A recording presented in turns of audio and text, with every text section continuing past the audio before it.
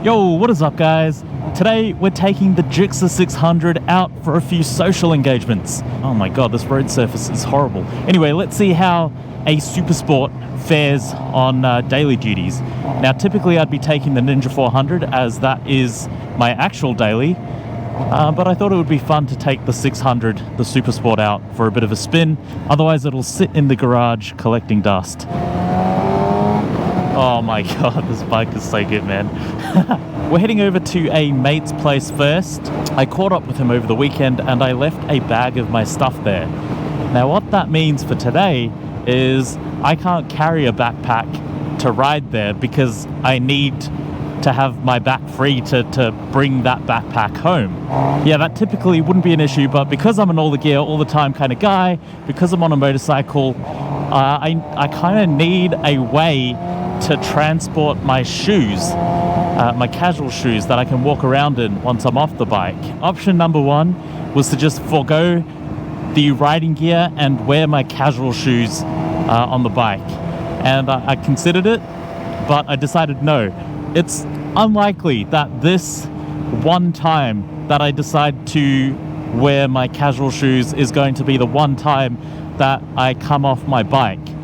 But if I did, I would regret it so deeply.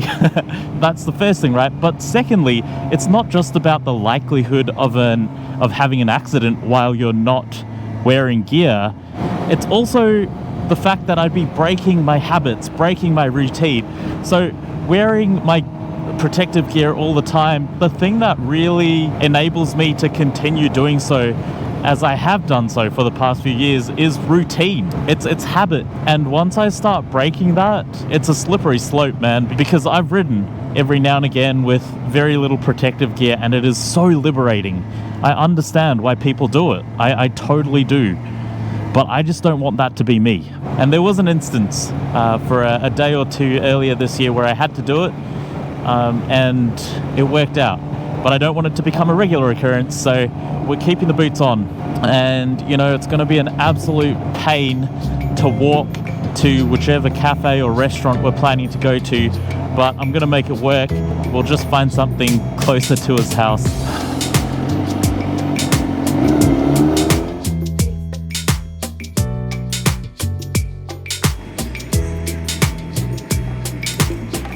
It's a real friend right there. My sweaty dogs into these. So nice to be able to catch up with my mate today. He has worked hospo ever since our high school days, and that means that he's never quite been able to sync his schedule up with everyone else. We followed the standard uni to corporate pipeline, and it meant that every time we had a weekend, he was working and vice versa. Last year, Dad passed away unexpectedly, and it really shook something up within me. It taught me how fleeting life is. And the thing is, he worked his entire life. He was looking forward to retirement, those golden years, and he unfortunately didn't make it to those years. And it just makes you realize that, yes, you got to put in the hard yards while you're young and while you're able to, but there's got to be a balance because there might not be a tomorrow. You got to find a way to take it easy, enjoy life, and that's kind of the realization I came to. So a few months after he passed, I was kind of floating, trying to deal with his passing, and then work stress piled on, and I needed a break of some sort. Something was gonna give, and it wasn't good. So I decided to take every Monday off using annual leave. It's been so good, and it's a real privilege to be able to have done that. Unfortunately, that's coming to an end very shortly though. Oh, can I squeeze? Yeah, I can squeeze. Squeeze!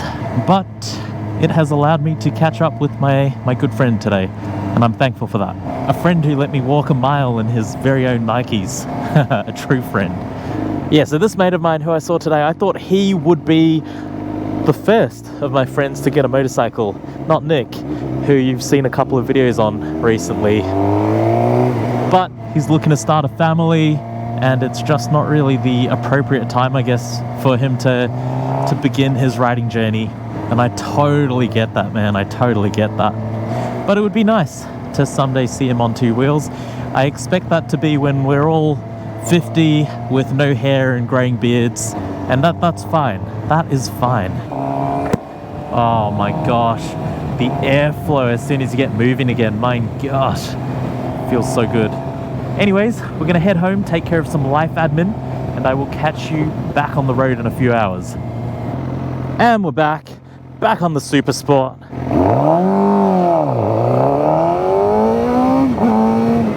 If you can't find the time to ride your weekender during the weekend, then you got to use your weekender as the daily every now and again. And that's exactly what we're doing today. The Gixxer 600 is out on the streets performing some daily duties.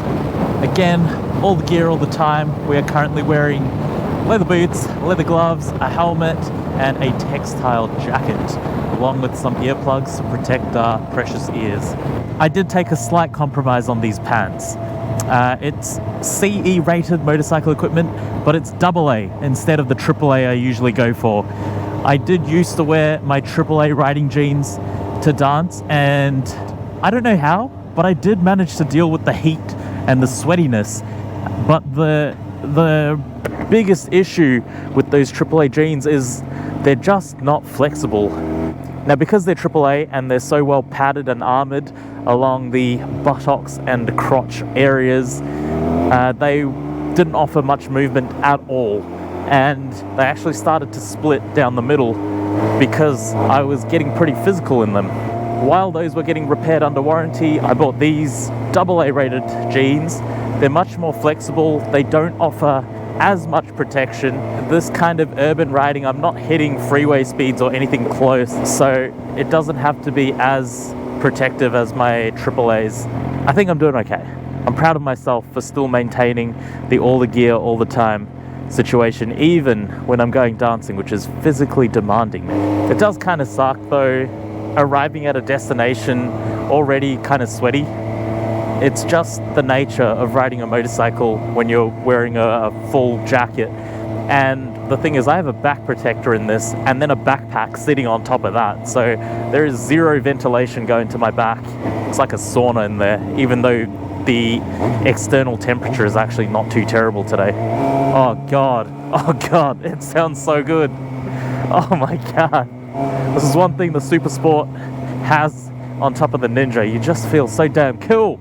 You guys know me, I love the Ninja. It's an awesome daily, but it just doesn't provide the excitement this bike does. You know, once you push past the impracticality of this bike, the discomfort, the pain, the X factor that it has almost makes it worth it. What a cool bike.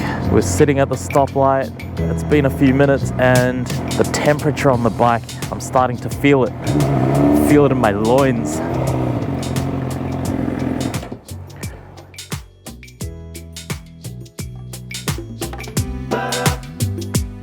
Alright, dancing was fun.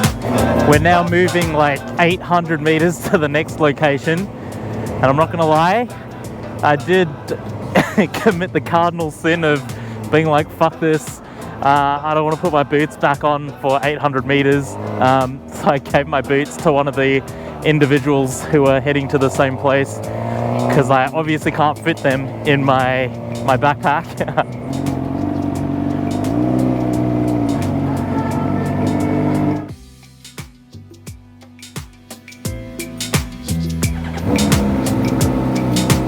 Home, sweet home.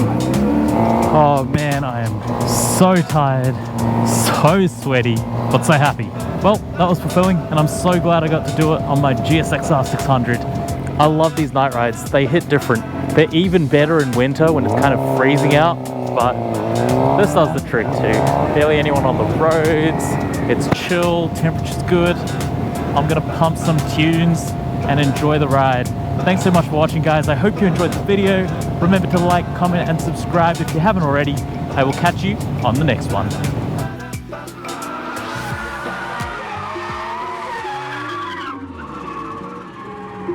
You say you've got them guns, but I've never seen you bang. You say you've got them drugs, but I've never seen you slang.